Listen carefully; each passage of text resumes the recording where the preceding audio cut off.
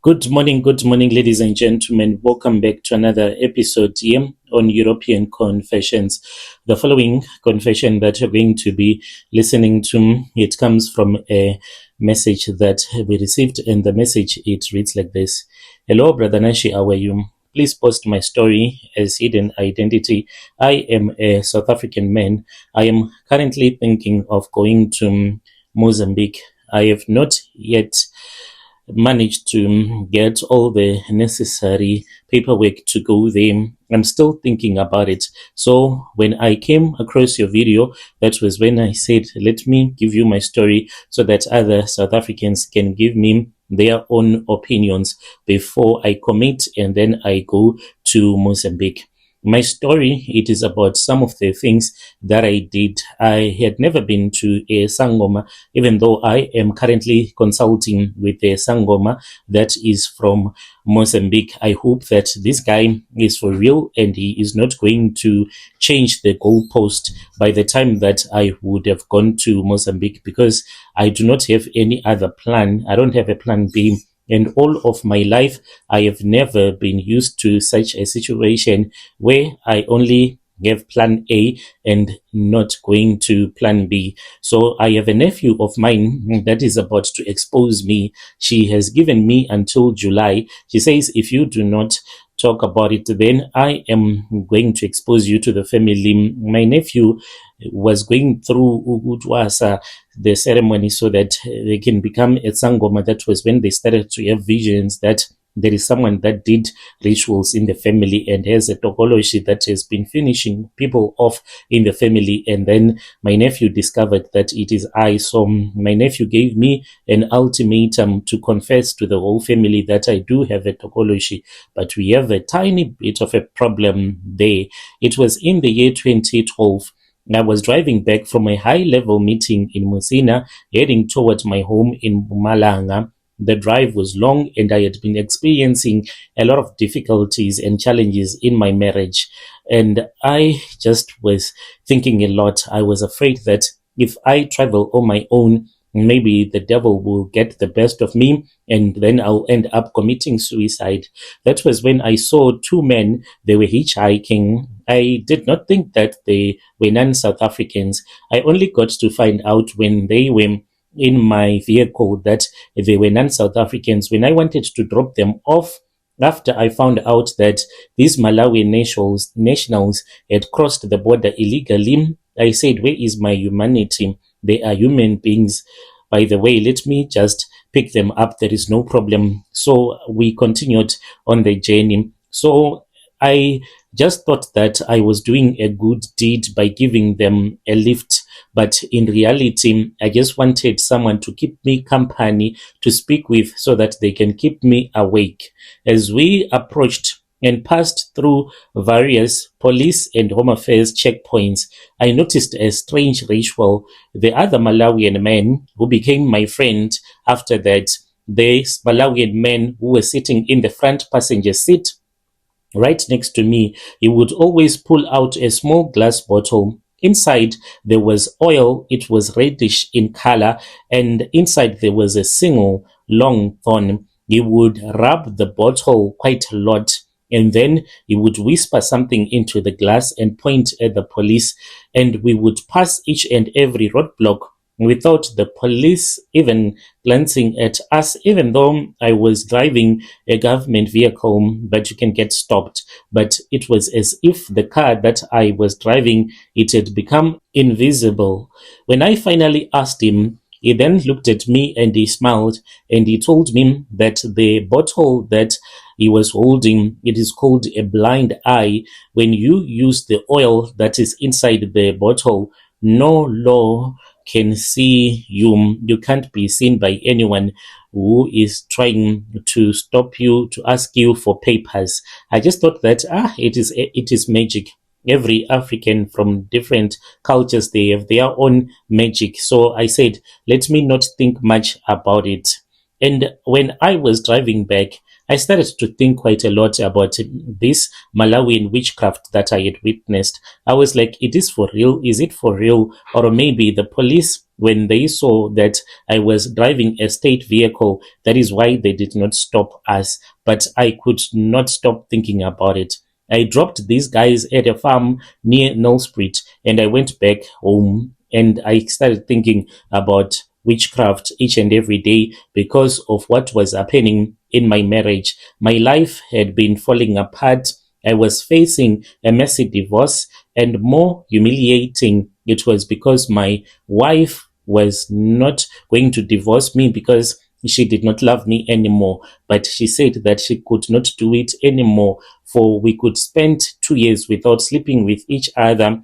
I was suffering from a severe case of erectile dysfunction, went to different clinics, but nothing was working. My wife was looking at me with such pity, making me to feel as if I was less of a man.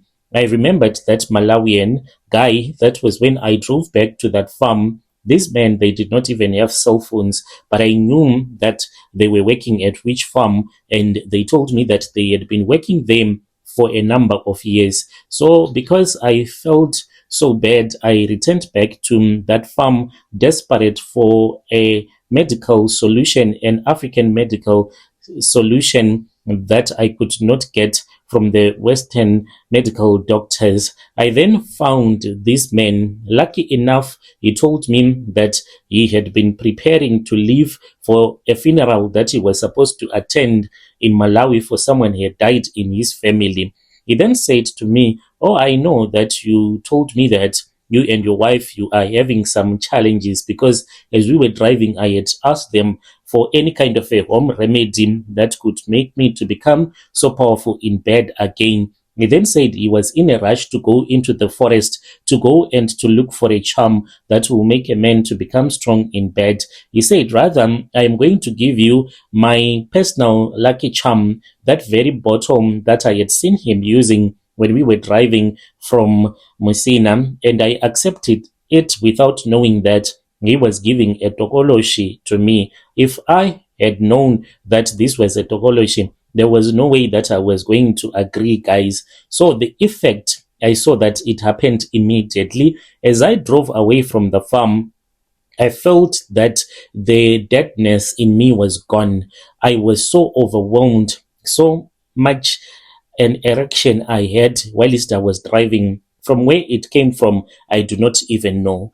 And I did something that I would have never done. I picked up a prostitute in the city. We went to a lodge and I was possessed. I was like a sex machine. I went for an hour until that prostitute begged me to stop because she could not take it anymore. She said that the hardness was something that she had never experienced before. So I rushed back to my wife back home, and for the first time in years, we were truly intimate. She was shocked. She asked me what kind of a pill I had drank that was making me to become erect for the rest of the afternoon like that.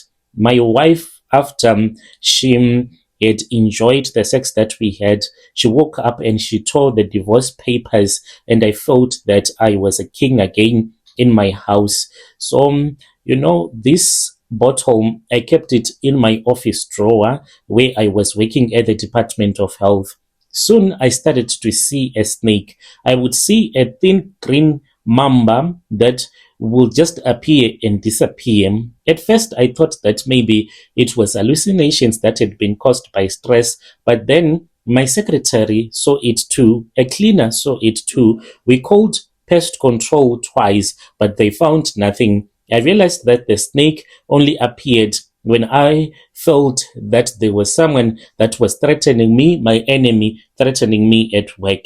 Then I started to notice what was happening. Whenever I would see this snake, there would be someone in our department that was like an enemy of mine that will get so sick in ways that one could not properly understand as to how these people were suddenly getting sick in such a way.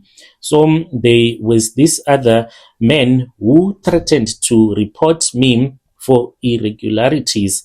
He suffered from a stroke. rushed to the hospital, and that man, he never recovered ever again.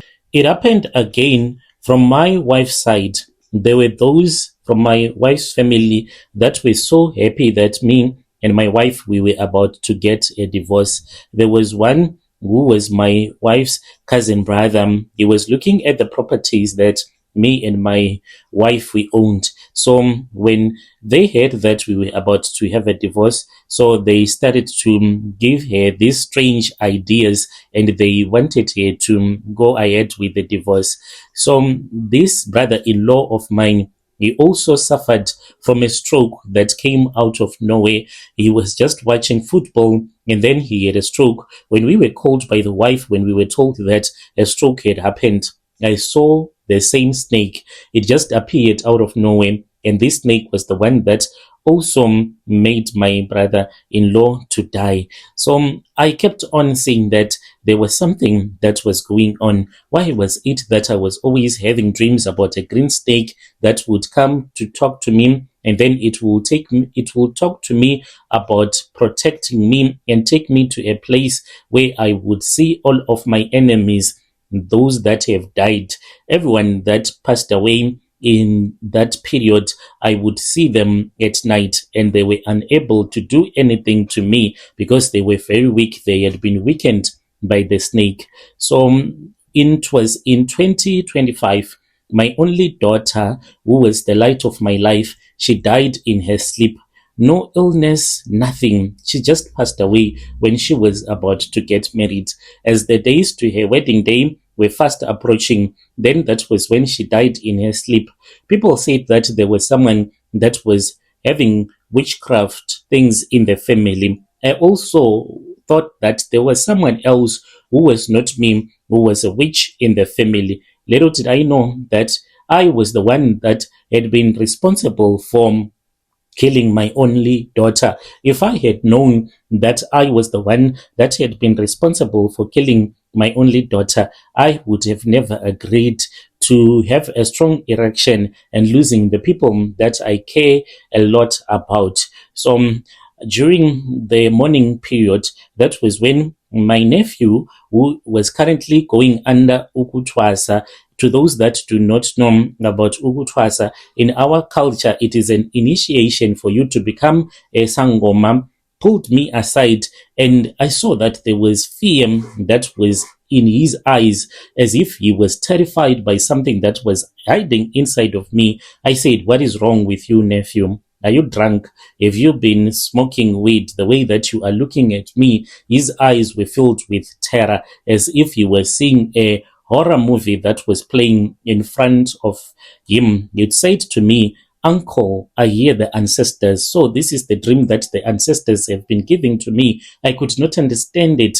I thought that there was a witch. He then explained something to me that I did not even know. He said that when witches are coming to visit you in your dreams, usually witches, what they will do is that they will hide behind the face of someone that you know, of your relative, so that you can think that your relative is the one that is bewitching you. So all this while, he told me that he had been having these dreams, and in his dreams he had been seeing me, his uncle, having a Tokoloshe, a snake of a Tokoloshe, but he did not want to believe it because he never thought that I would go to such a length of getting a Tokoloshe. I said, "What Tokoloshe are you talking about? I do not have any Tokoloshe." He then told me that the ancestors, they do not lie, for the ancestors revealed it to him that there is someone that has invited a bad spirit in the family that only feeds on the blood of the person that is keeping this bad spirit at his house. My nephew said that he saw a snake in my office. He said that he saw a bottle. He said, "Uncle, where is that bottle? I see that you have a bottle. Where is the bottle?" I had thrown away this bottle in a panic after my daughter had passed away, and he told me that the ancestors, they want you to confess. If I did not tell the whole family about the rituals that I did in Malawi, even though I told him about the Malawian men that I picked up, he did not want to believe me. and he said that I'm going to give you by June of this year. You are supposed to expose yourself, otherwise I'm going to tell the whole family that you have a Tokoloshe. I am a doctor. I am a Department of Health official. How can I confess that I have a Tokoloshe? How can I confess that some people that have been dying in the department, I have killed those people? My enemies, I have brought them to the grave. I killed my own daughter. I went to a farm where I was given a Tokoloshe by a Malawian man. How can I confess to something that is like that? There is no way. And as for now, I do not know where this bottle is as for now, because after I threw it away in the bushes as I was driving, I can't even remember. I tried to drive along that road and stop, drive and stop, but I can't remember where I threw it away.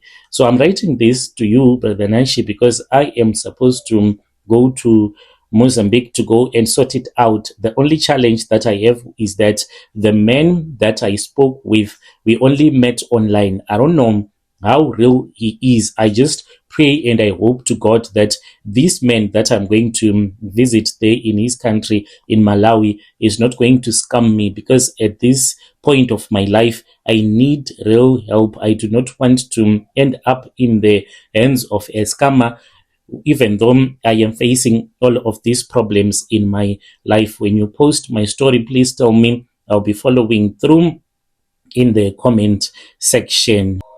Dear listeners, right there was a message that was sent to me by one of our dear brother. Let us try to speak with him in the comment section. Do you think that he's supposed to go to Mozambique or not? You can tell me what you think in the comment section. I'll be back with another episode.